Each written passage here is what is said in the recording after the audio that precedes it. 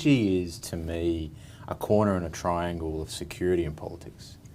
So if you think about modern society, energy, security, and politics all feed each other.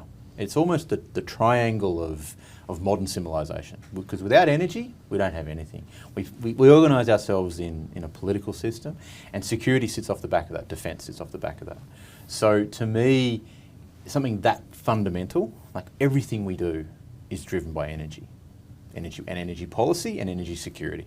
So how many wars have been fought about energy security? How many governments have risen and fallen off the back of energy?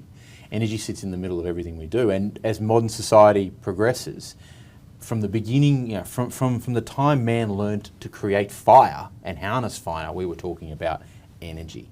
So it is a building block of civilization. Why do I do energy? Because energy is really interesting. It's really interesting, and it changes every day. We were talking about hydrogen 2 years ago. It was a pipe dream. I mean, hydrogen's not new in any way, shape, or form. For decades, right? 200 years, right? It's the building block. You sitting there and I sitting here, we are somewhere between 65% hydrogen. We are hydrogen. It's the H2 of the H2O, right? Yeah. I mean, it is the building block. It is the most common element in the universe. It is the building block of everything. Hydrogen is not new. Using hydrogen, creating hydrogen, is relatively new, but it's not that new. Einstein talked about it. Newton talked about it. Right? There are plenty of people out there that have been talking about it for a long time. Creating hydrogen is not new. How we create hydrogen is a little bit new. Electrolysis is a little bit new. Green but hydrogen. How do we scale hydrogen is what we're talking about now, really. Absolutely. Yeah, but that's the question. That's the reason why I studied economics, for example, right? And why I work in development. Like I like the intellectual challenge of doing big things, big infrastructure projects, big complicated new precincts in cities. It's why I do my day job at Lend-Lease is about creating really interesting, complex parts of development that you wouldn't traditionally be able to do if you didn't actually think deeply and work with multiple stakeholders and get involved. And the whole political debate about city shaping and energy is a big part of that, right? Absolutely. So this is why we get along, because we like solving complex problems. We just give a different sort of skill set to it, but ultimately we're just solving complex problems. These are multiple, not three-dimensional, they're 10, 12-dimensional problems, right? And with multiple different stakeholders and different things, different ideas need to be navigated both in terms of now, but on a temporal nature as well across time. So this is the interesting thing when we bring it back to hydrogen. Why now? Okay, why now for hydrogen is really not driven, in my view, not driven by not driven by carbon, not driven by COP26. These are things that happen in the political space. It's not, you can't drive from a political position. You've got to create a demand. You've got to have a reason for it. And the reason why we need hydrogen, and the reason why green hydrogen is very, very attractive is because we can create it at an infinite rate. All we need is water and electricity. Electricity, the cost of electricity has come down substantially. Like renewable energy is now the cheapest form of energy globally. It is cheaper than coal. It is cheaper than gas. It is also infinite. The sun shines and the wind blows.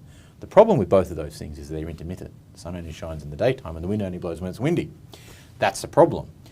So we talk about energy storage and we talk about how to create base load power, or the concept of base load. We need electricity 24/7.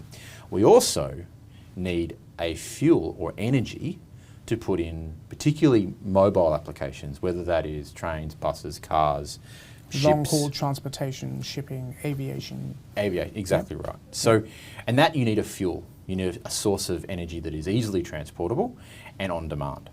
So that creates a huge opportunity. So that sector is very difficult to decarbonise. It's very difficult to get away because we've developed internal combustion engines, whether that is petrol or diesel.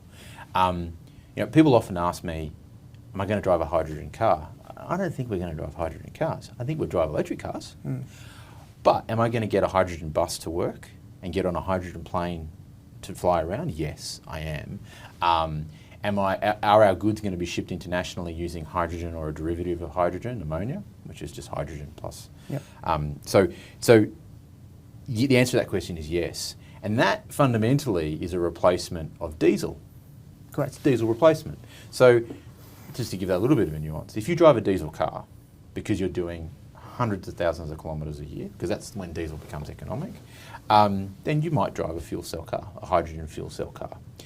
But if you're doing short hop, even travelling between Melbourne and Sydney, Melbourne and Brisbane, you can do that in an electric vehicle very easily, because the technology is there to recharge those the refueling or the range risk or the range anxiety that people talk about in electric vehicles is not really there anymore. The fast charging is available to do it. So to answer your question, why hydrogen now? I'd say to you, it's not hydrogen now, but what has created the conditions, the market conditions which mean that hydrogen is viable to decarbonise hard to carbonise industry, and we haven't even talked about steel and all sorts of other stuff. Yep.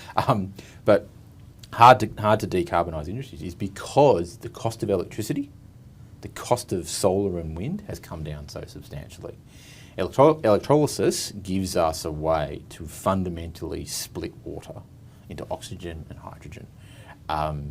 Water, Australia is blessed with having lots of water in terms of seawater. We're an island, and the desalination and the splitting of seawater is where we will end up in a hydrogen space. And we're also blessed with very good wind resources, whether they are onshore or offshore in particular. And we are fundamentally a desert continent. We have lots of space to put big solar farms. To put the stuff, yeah. Right? Yeah. So that in itself creates a huge opportunity for Australia to lead the world in the export of green hydrogen and green ammonia. Our competitors are Saudi Arabia. Our competitors are the Middle East, because they have, believe it or not, exactly the same. And they are looking at it, we're talking about OPEC countries, they are looking at it as their future. As a replacement to their current oil dominance, right? Correct. That's right. And it becomes a fuel, right? And the supply chain for green hydrogen is very, very similar to the supply chain for LNG.